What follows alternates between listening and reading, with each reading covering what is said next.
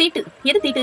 மாதவிடாய். மாதம் விடாமல் வருகின்ற ஒரு விஷயத்த மாதவிடாய் அப்படின்னு சொல்றாங்க. இதுதான் தீட்டு. ஓகே, இது தீட்டு அப்படின்னாக்க முதல் முறையா வரும்போது ஒரு பெண் பருவம் அடைஞ்சிட்டா அப்படின்னு சொல்லி சந்தோஷமா கொண்டாடுறாங்களே, எதுக்காக ஒரு தீட்டை சந்தோஷமா கொண்டாடி தாய்மாமன் கிட்ட சொல்லி தாய்மாமன் தண்ணி ஊத்தி மங்களகரமான மஞ்சள் குங்குமத்தை எதுக்காக அந்த பொண்ணுக்கு பருவம் அடையும் போது வச்சு அவளை அலங்காரப்படுத்தி தாய்மாமன் கிட்ட இருந்து சீர் வாங்கி சந்தோஷப்படுத்துறாங்க?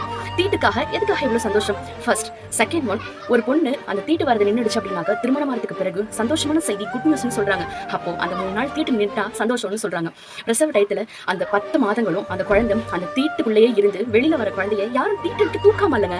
அந்த குழந்தை இந்த உலகத்துக்கு வந்ததுக்கு அப்புறம் அது அவ்வளவு கொஞ்சி நான் அப்பா ஆயிட்டேன், அம்மா ஆயிட்டேன், தாத்தா பாட்டி அம்மாச்சி மாமா சித்தப்பான்னு சொல்லி எல்லா உறவு முறையும் கொண்டாடி அந்த தீட்டுல இருந்து வந்த குழந்தைய கொஞ்சம் முது பார்க்கணுமே, அவ்வளவு ஆசையா இருக்கும். அப்போ தீட்டுங்கிற ஒரு விஷயத்த அந்த 3 நாள் ஒதுக்கி வைக்கிறோம். எதுக்காக, ஏன் இப்படின்னு தெரியல. இன்னும் பல கலாச்சாரங்கள் இப்படியே வாழ்ந்துகிட்டு தான் இருக்கும். ஜாயிண்ட் ஃபேமிலில இருந்தாக்க நீ இல்லாட்டி பரவாயில்ல நான் சமைச்சுக்கோன்னு சொல்லுவாங்க. ஆனா தனியா இருக்கும்போது ஒரு பொண்ணோட சூழ்நிலை பாருங்களேன். அந்த தீட்டோடைய காலையில ஏஞ்சி குளிச்சு தான் புருஷனுக்கு தேவையான எல்லா விஷயத்தையும் அவ செய்யணும்.